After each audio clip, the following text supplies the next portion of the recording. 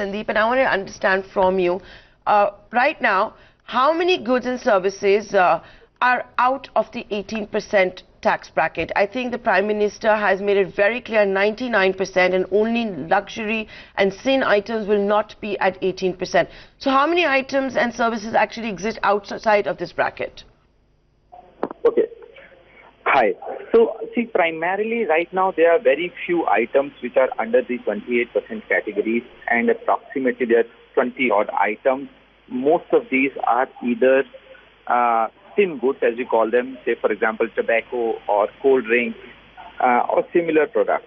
But some of the other products such as cement, tires, some of the motor vehicles, computer monitors, refrigerators, dishwashing machines are still under the 28% category.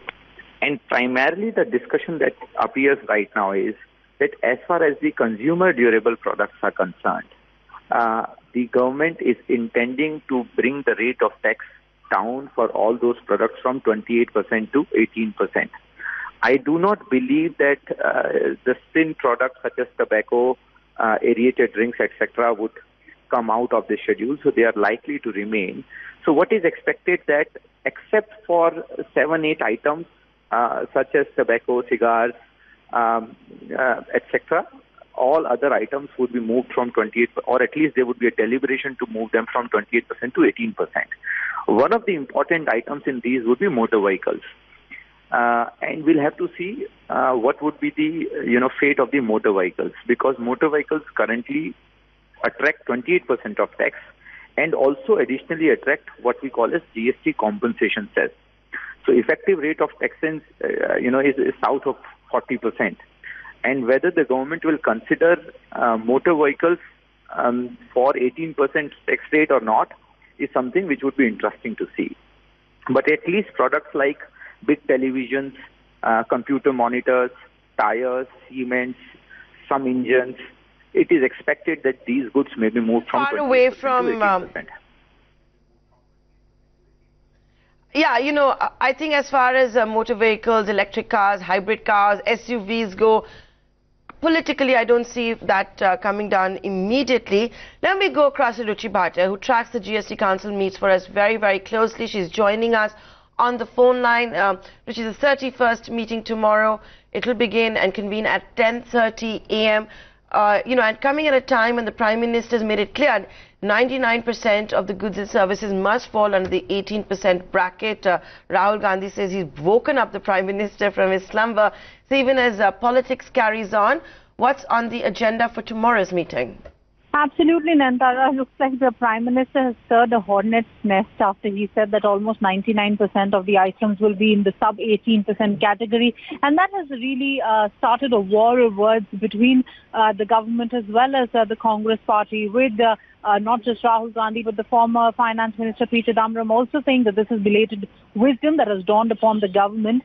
And Rahul Gandhi saying that it is, of course, the Congress party that has jolted Modi out of his deep slumber, and now with Finance Minister Arun Jaitley retorting as well. But having said that, what is important is whether the government can go ahead with massive rate rationalization in the next GST Council meeting. Well, what I am given to understand is that not a lot of items are on the agenda. The kind of items that we will see that the Council will be taking up in terms of rate rationalization are the items which do not have a huge impact in terms of revenue.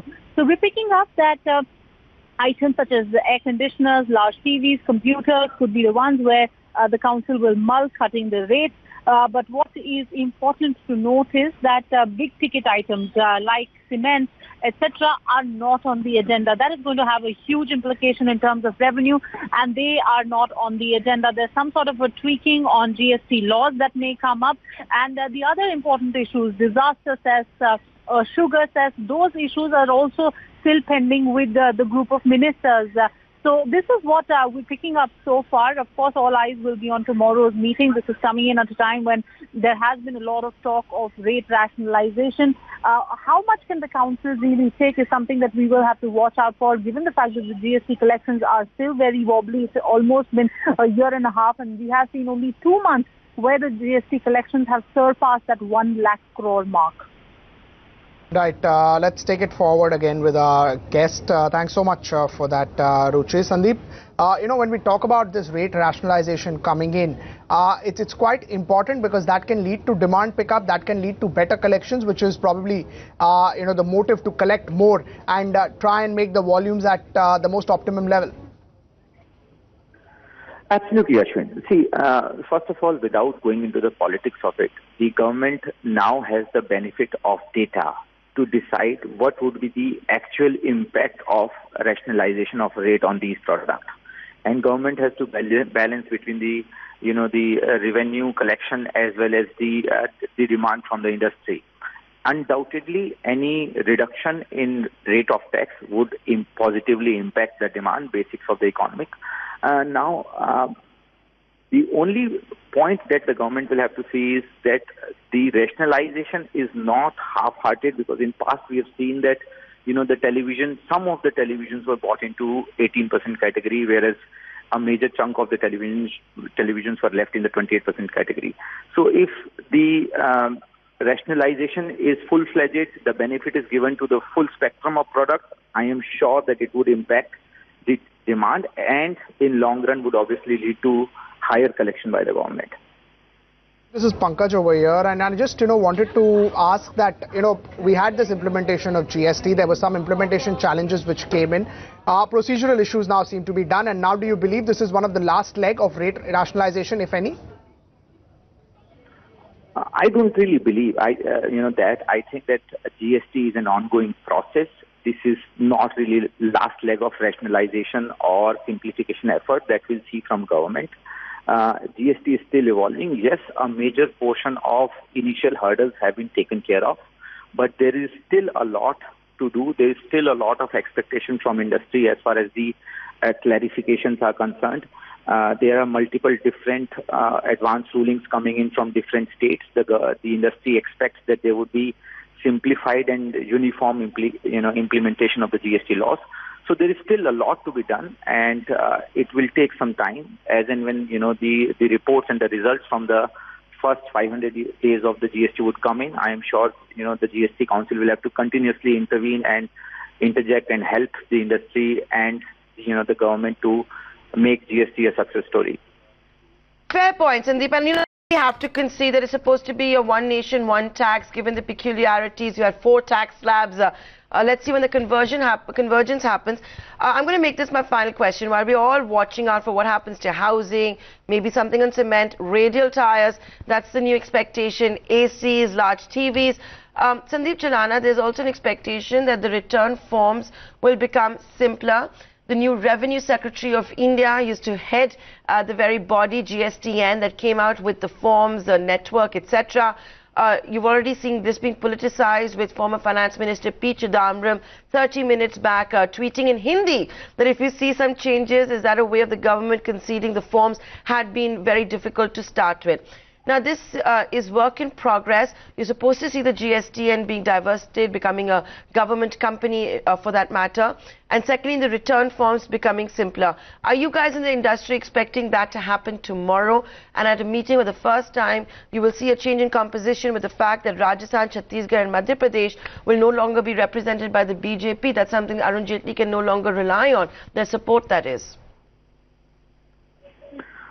Well, see, simplification has been on the agenda of GST Council for quite some time. There was an interministerial committee which was formed for form simplification. I understand that there is a draft form and the report which has already been submitted, and GSTN should be soon working on that simplified form. So we can expect something on the simplified form tomorrow, or at least when it will become applicable.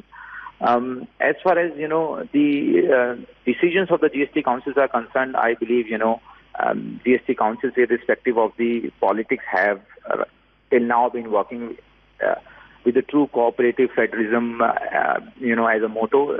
I am hoping that tomorrow also, decisions would be taken in that spirit and keeping in mind, the industries at the forefront.